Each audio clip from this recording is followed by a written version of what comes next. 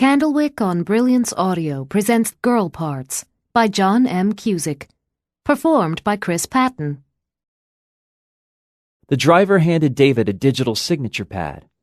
David signed, and the pad beeped. "So what now?" he asked, eyeing the seamless case.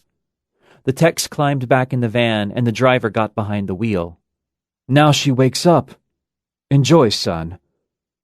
The van rumbled back up the drive.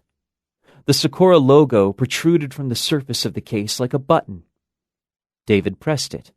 Something hissed inside, and the panels of the box began to slide away. Steam rose from within, machinery turned and whirred, and the panels tipped outward so that now the egg was a padded pink flower blossom. The mist cleared, and she was standing there, eyes open. This was how Rose was born. When they were both 5, Charlie and David asked their mothers where babies came from. Charlie's mom folded herself into an armchair, sat Charlie on her lap, and pointed to pictures in what Charlie had always thought was a book of sea creatures. She helped him sound out the scientific names. David's mother had a more whimsical answer. "When two people make love, a little blue fairy leaps from the daddy to the mummy, connecting them like a ribbon of light. And sometimes the fairy leaves a baby in the mummy's tummy." Would the fairies leave any more babies in his mummy's tummy? David wanted to know. "No, Davy." "Why not?"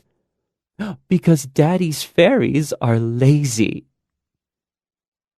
She was unbelievably, unspeakably hot. David had taken Socorro's online personality test. Favorite movie, most embarrassing memory, even really private stuff like how many times a day do you masturbate on average. But there'd been no, do you prefer redheads, or are you a tits man or an ass man? The companion wasn't just beautiful, she was his kind of beautiful. Tumbling red hair, pouty mouth, emerald eyes, and that small, soft body he liked. With his crew, David hollered after spindly supermodel types. But privately, he liked girls round in all the right places. And this girl was round in all the right places. This girl. There was a fiberglass skeleton under that creamy skin, and a CPU behind those eyes. But she stared back at him, eyes fixed to his, lips slightly parted, as if he was the miracle of science. David was speechless. He stepped forward, swaying slightly. He never felt awkward in front of girls, but this was somehow different. "Say something!" David's mind, faced with unfamiliar territory, became a feedback loop, asking itself over and over again what to do.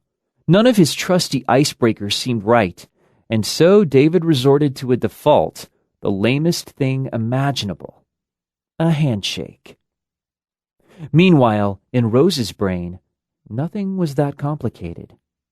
If David's mind was a loop, Rose's mind was an arrow. It pointed to David. The rest of reality, whatever didn't fall along the length of the arrow, was insignificant.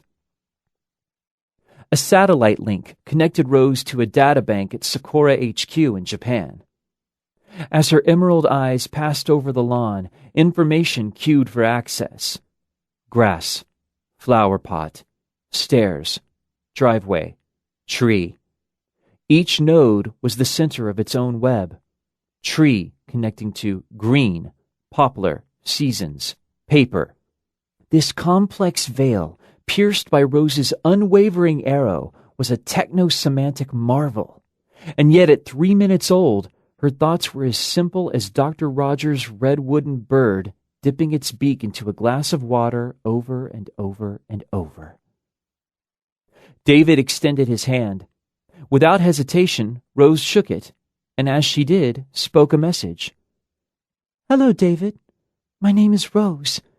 It is a pleasure to meet you. We are now entering minute 2 of our friendship. According to my intimacy clock, a handshake is now appropriate." "Oh, okay. As we get to know each other, we'll have access to more intimate forms of expression. Here Rose cocked her hip and winked. And I am looking forward to getting